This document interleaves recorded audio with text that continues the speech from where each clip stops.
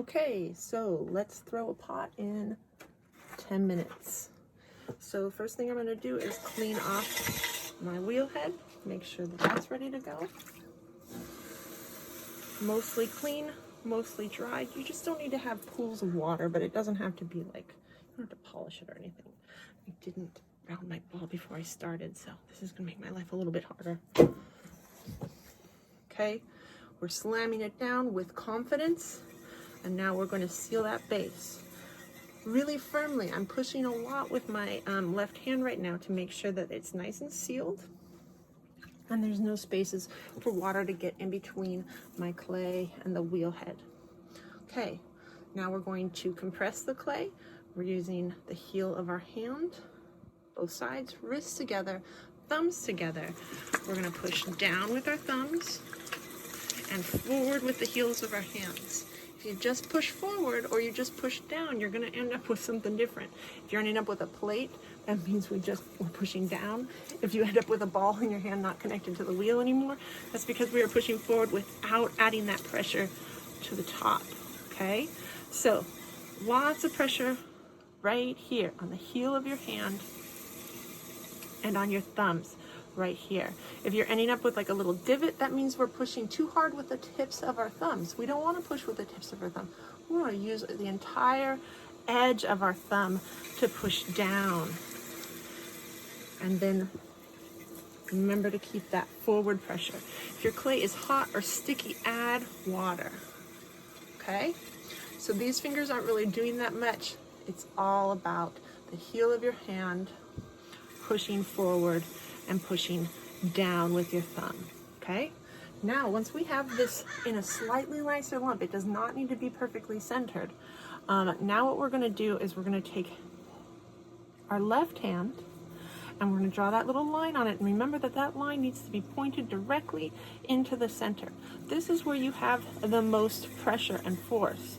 So you should be able to just push forward with that and cause your clay to go up.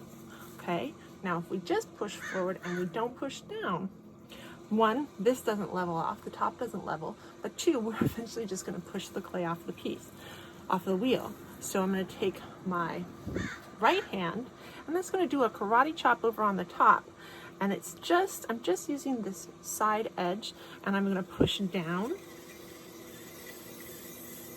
and pushing forward at the same time. Now, if you keep your hand, this hand, it starts to feel a little bit raw. Lift your hand up a little bit so that it's not actually touching the wheel, okay? That way you won't grind off all of your skin. So I'm pushing down and forward at the same time. These two things together is what will center your clay. If you are wobbling, you want to make sure that your left hand and your left elbow, more importantly, is actually locked into your body, and you're pushing with your body, not with your hand. Your arm shouldn't disconnect from your body. Your arm should be directly in with your body, and as I push forward with my body against the back of my arm, that brings my piece up. And then I will push this down with this hand, and you want to keep these hands connected. If your hands are separated like this, you will end up with this weird thing, okay? And that's because I separated from this point to this point. So as I'm pushing the clay up on this side, I'm pushing it down on that side, which makes that weird little mushroom thing. I can fix that by changing the angle of this hand. Now I'm going to angle it up, and then I can bring it back down. Okay, if you have any wobbling, again, it's all about this hand. Making sure, check, that this is pointed directly in the center. If you go over here, this is what most people do, is they end up going over here, and now all of a sudden, this is all springy, and the part that we actually had a lot of force is over here, which isn't doing us any good because there's nothing here.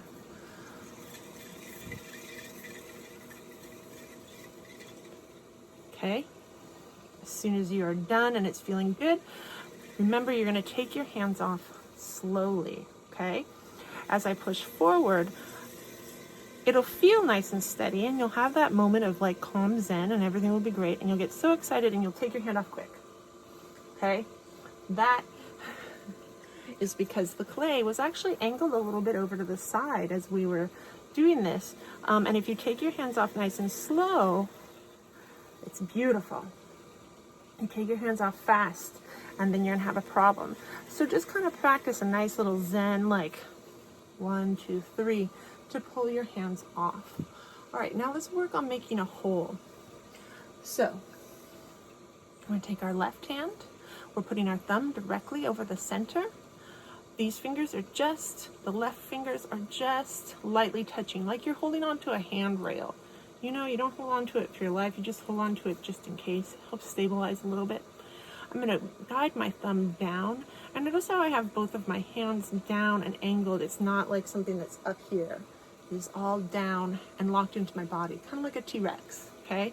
Your arms shouldn't disconnect from your body. Your body is what is providing stability. Pushing down and making sure that I have plenty of water. If this is hot or sticky, I need to add more water. Okay, I'm gonna push it down until I feel like it's at the right thickness. And then I'm going to pull straight back. Having enough water in that hole when you're doing that, it gets dry really quick at this stage. So adding a little bit more water, more than usual, is really helpful. Okay, this is the one time we're gonna stop the wheel to test this.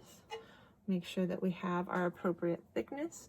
So we're looking for something that's about finger thickness, which we got it, so we're good.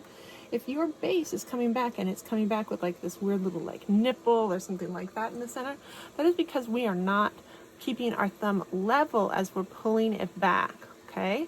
It means we actually were pushing down as we were going back, and that's what will create that little nipple.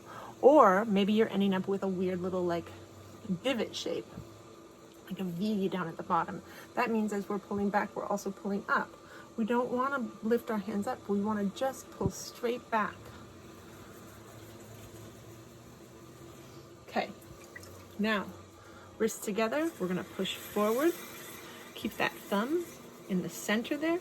So all of my pressure is right here and specifically right up at the top. And then my thumb on the inside is actually making sure that this wall stays against this hand.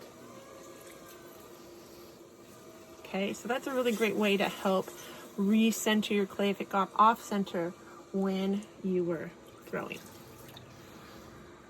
When you were doing something else, I can't remember later. Okay, now we're gonna lift. So that's happening at 4 o'clock. Inside hand. Here's where our connection point is. And I want to make sure that my hands are connected, because I will have a lot more stability when I have my hands together like this than if I just have this. Okay, that's way more wiggly. Okay, so this part is connecting. I'm not touching over here. Okay, 4 o'clock. And then right here, I'm going to bring this hand in. We're going to use just the tips of my fingers. And I have my sponge touching the wheel, but not going in between my hand and the wheel. Both of these are happening at 4 o'clock. Your fingers should be on the exact opposite side of your clay wall. So I'm going to push in. I'm really establishing that ridge down at the bottom first. And then I'm going to lift up. I have my hands connected as I'm moving. And I'm bringing it up to the top. And I'm going to stop, hold it for a second, and then come off. Okay? I'm not going to worry about any of this extra little clay bits. You want to make sure that my balls are nice and slick, not hot or sticky. I'm going to come back down and we're going to do it again. So again, that index finger on the left hand is just resting against the wall and pushing my outside hand into my inside hand.